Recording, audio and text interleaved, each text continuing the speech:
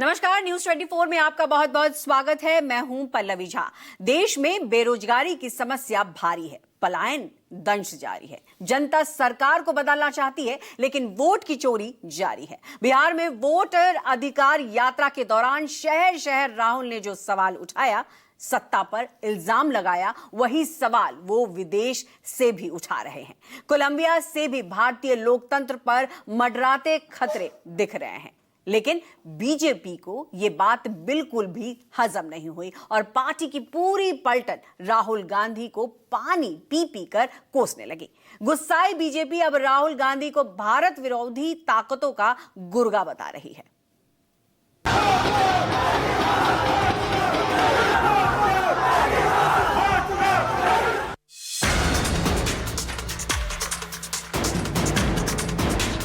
Vote चोर, vote चोर, vote चोर।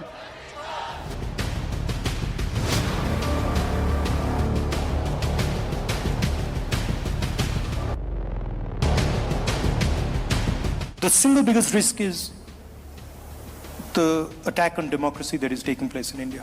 भारत विरोधी शक्तियों के जाने में चाहे अनजाने में एक टूल बनता चला जा रहा है।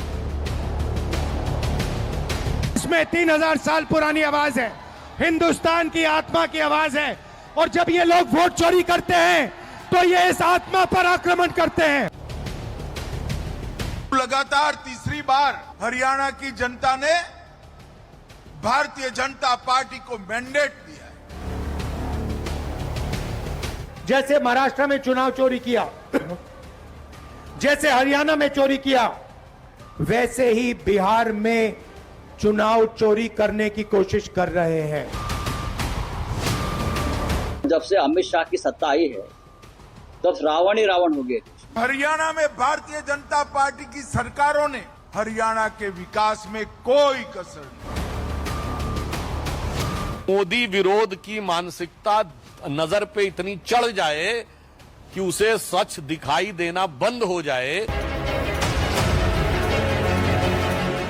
वोट चोरी का मतलब रोजगार की चोरी, वोट चोरी का मतलब युवाओं के भविष्य की चोरी। वोट चोरी के खिलाफ बिहार में अलख जगाकर राहुल गांधी कोलंबिया पहुंच गए, लेकिन बिहार से लगे यूपी की कांग्रेसियों ने इस नारे की धार को कुंद नहीं होने दिया।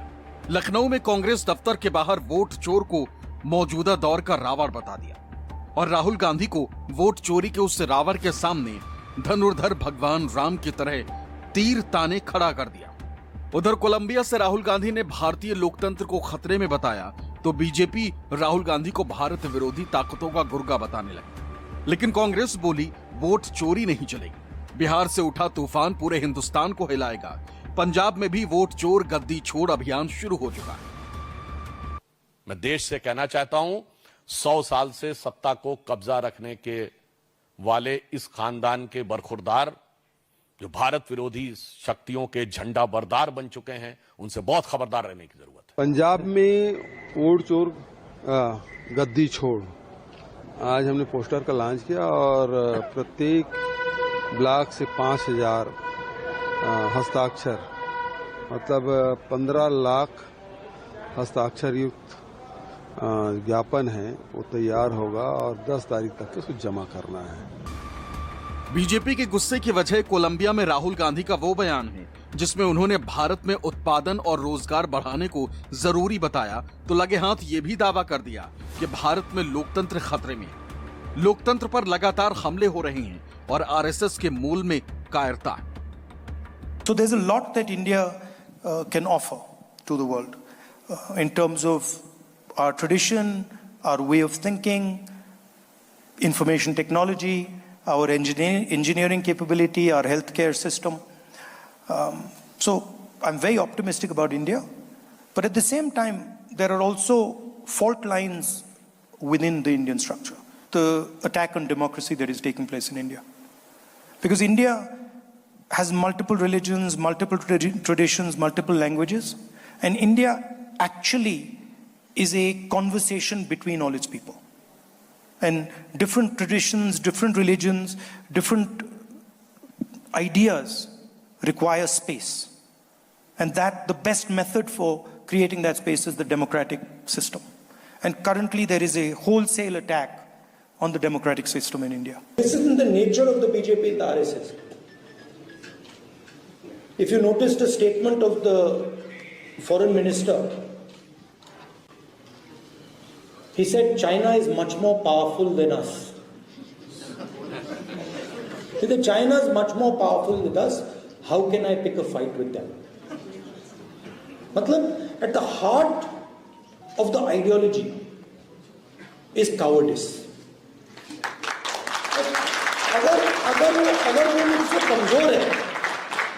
अगर वो मुझसे कमजोर है, तो मैं अपने 5-10 मित्रों के साथ उसको पीट दूंगा। मगर अगर वो आरएसएस वालों से तगड़ा है तो भी भाग जाते हैं। और सावरकर ने अपनी किताब में लिखा है, अगर आपने पढ़ी हो, जो उनकी किताब है उसमें लिखा कि एक दिन उन्होंने और उनके 5-6 मित्रों ने एक मुसलमान व्यक्ति को पीटा। राहुल ने यह आरोप भी जड़ा कि भारत में बड़े पैमाने पर भ्रष्टाचार है और अर्थव्यवस्था पर 3-4 लोगों का कब्जा है, जिनका सीधा रिश्ता प्रधानमंत्री मोदी से है। राहुल के इस आरोप ने बीजेपी को बुरी तरह बौखला दिया और 24 घंटे बाद भी ये बौखलाहट कायम है। In India we have huge amounts of corruption now at a very, very centralized level.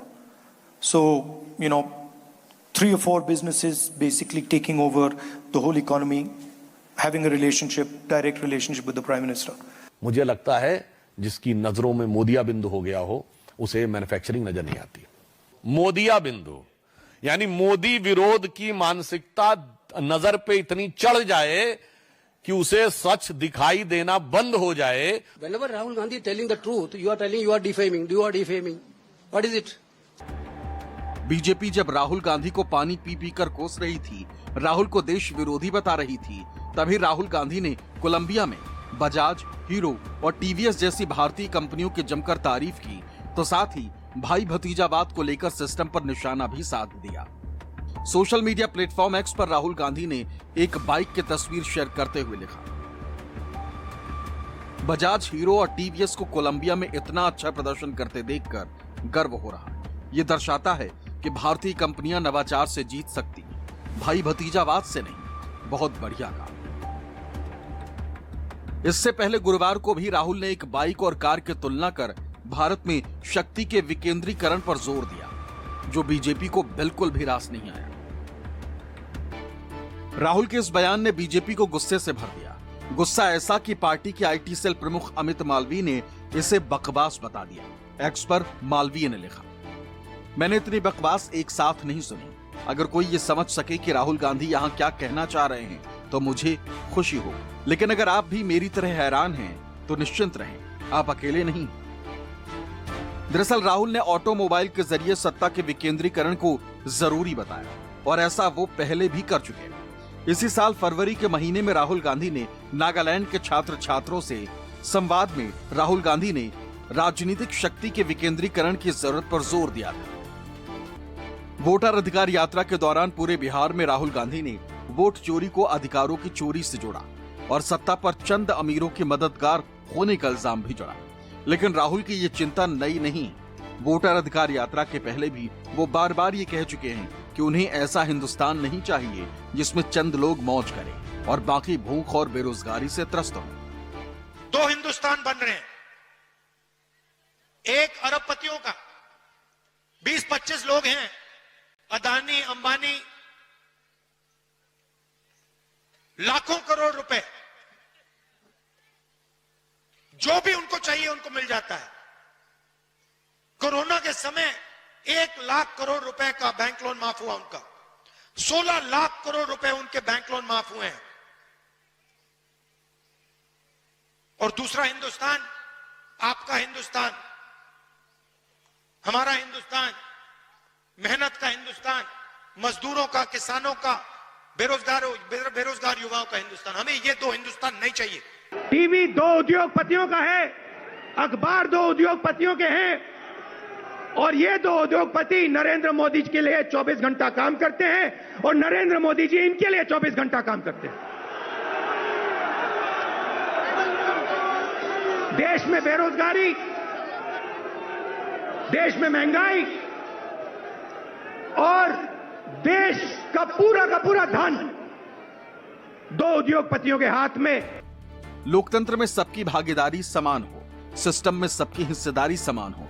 Rahul की यह कामना तभी पूरी हो सकती है सत्ता परिवर्तन हो, लेकिन बकौल राहुल सत्ता में परिवर्तन के लिए चुनाव होते और अब वो चुनाव भी विश्वसनीय नहीं रहे, क्योंकि बीजेपी चुनाव आयोग के साथ मिलकर वोट चोरी कर रही है और लोकतंत्र को बचाने की अंतिम जिम्मेदारी देश की जनता की।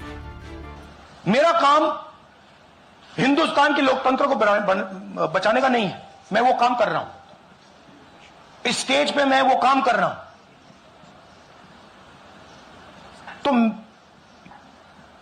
मेरी सोच है कि as a patriotic Indian, as somebody who loves India, who loves the constitution, it is my duty to put the truth in front of the people of India. खामी लोकतंत्र में नहीं होती है उसके संचालकों में, और अगर संचालकों ने तय कर लिया है कि वो किसी और को मौका नहीं देंगे तो फिर चुनाव के मायने क्या है? लोकतंत्र बचेगा कैसे? वोटर अधिकार यात्रा से निकला ये सवाल आज भी कायम है। कम से कम राहुल ने इस सवाल का परित्याग नहीं किया है, संघर्ष का रास्ता भी नहीं छोड़ा है। Bureau report, news 24।